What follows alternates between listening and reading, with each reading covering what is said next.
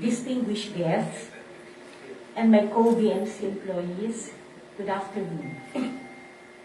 It is my honor and privilege to introduce the guest of honor for today.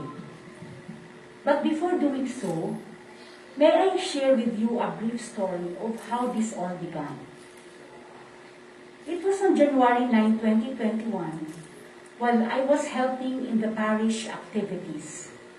I received a call from my brother informing me of a bit of good news from his very good friend, who happens to be our guest of honor for today.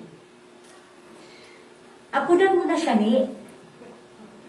You know, in our family, the Cruz family on my side, a friend of one is a friend of all. So without hesitation, I called up Attorney Lin, who I fondly call Attorney Fred. I extended my best wishes and greeted him a Happy New Year, and the rest is history. Shortly after that, I consulted with the different heads of the different departments regarding the life-saving equipments, as Attorney Fredlin mentioned in our course of conversation. Well, DMC has been through a lot of broken promises. Totoo ba yan, Dr. Malu? I just replied, just believe and have faith. January 2021, November 2021. It was quite a long and arduous task. But firmly believing and we had faith, so eto na siya. Let me introduce our guest of honor. Our guest speaker is a certified Bicolano in heart, mind, and spirit. He is a Tigawon, a native of Tigawan, Camarines Sur. However, he spent his high school years here in Naga City. He is the chairman of the Tigawan Foundation. He is a lawyer by profession, having passed the bar exams in 1977, a graduate of San Beda College of Law. Shortly after passing the bar, he worked in prestigious law offices in Manila. He's a managing partner of Chavez, Hechanova, and Lim Law offices. He also held an important position with PHPC Company Limited Incorporated. On July 1, 2016, our guest of honor was appointed as the President and Chief Operating Officer of PAGCOR, Philippine Amusement and Gaming Corporation. And until the present, he holds one of the highest positions of PAGCOR. So without further ado, I would like to call on now our guest of honor. But sir, I would still like to believe that this is an answered prayer for all of us.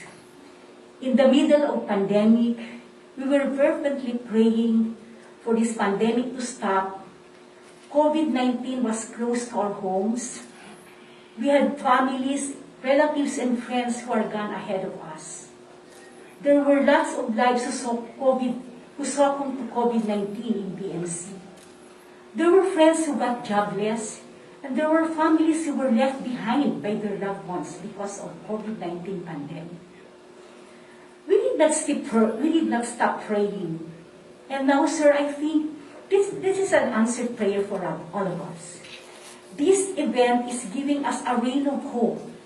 It is giving us a silver lining. And you are a blessing to us. That's why we are honoring you with your physical presence for personally handing that big help to the Bicol Medical Center. And we believe that that big help will surely help a lot of our Bicolano patients and Bicol Medical Center for that matter. So without further ado, I am proud, privileged, grateful, beyond measure to our guest of honor today, the President and Chief Operating Officer of PAGCOR. Give him a round of applause.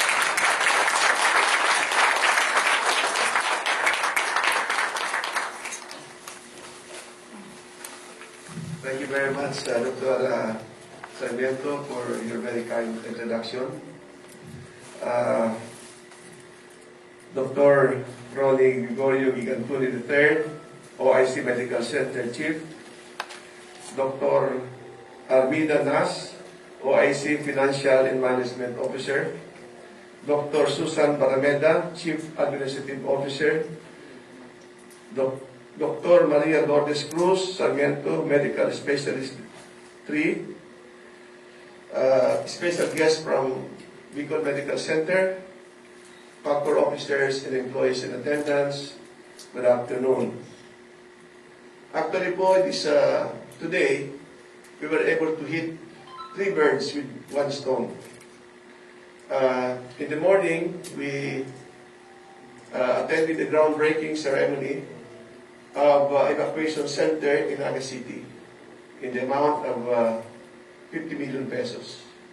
We also attended the groundbreaking ceremony of a PAGCOR evacuation center in Milao. As a Bicolano, I know for a fact na itong ating probinsya ay typhoon prone. At I remember when I was a student at Ateneo, every time there's a typhoon, Milao is always mentioned as flooded, waist high. So sometimes it's rendered impossible for a day or 2 or 3 to let the water subside after the typhoon. Kaya when I received the letter from the mayor, I immediately recommended for its approval. And fortunately, our members of the board were kind enough and they agreed to approve my recommendation. This afternoon, I am very delighted to be present with you this afternoon, knowing that I'm going to deliver something valuable that will make you happy. When I received the letter of your former director, Dr. Sales, Ferdinand Sales, Francisco Sales, I did not hesitate to have it immediately approved by the members of the board. However, due to our budgetary constraint, I had to reduce it to 50 million. But without prejudice to your request for additional, in the event, PAGCOR will be able to realize its target income come 2022 or 2023.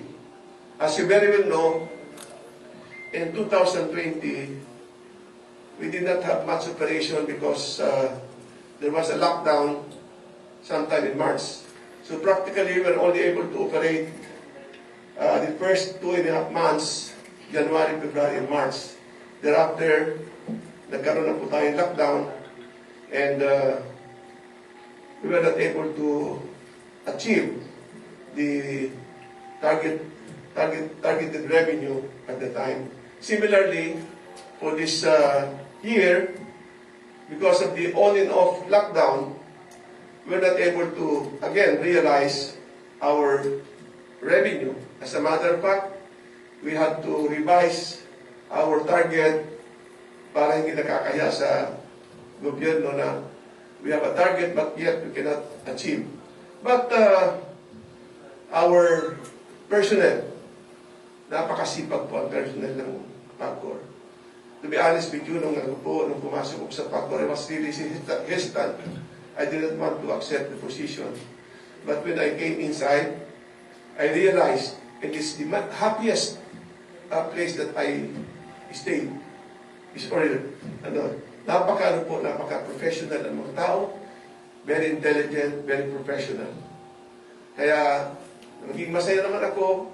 Kaya, the only consolation is marami po natulungan, hindi lang po sa Bicol, sa Quezon, sa Samar, sa ibang lugar na marami po tayo natulungan. Every day, we receive request for financial assistance from people from all walks of life, asking for financial assistance in terms of spending for dialysis, for hypertension, for amputated legs, kahit ano na lang po naawa ko, every day na I go over the request for financial assistance na-stress po ako, sa totoo lang. Sometimes, kuminsan, kasi alam mo, kaming gobyerno ang request takes a little time to process. Kuminsan namamatay na, kuminsan nag-ano pa kami yung mga tao ito, nag-aabuno ng sarili ng pera just to help. Kaya po, kami po for in behalf of the management of our agency, headed by our beloved chairman of the board,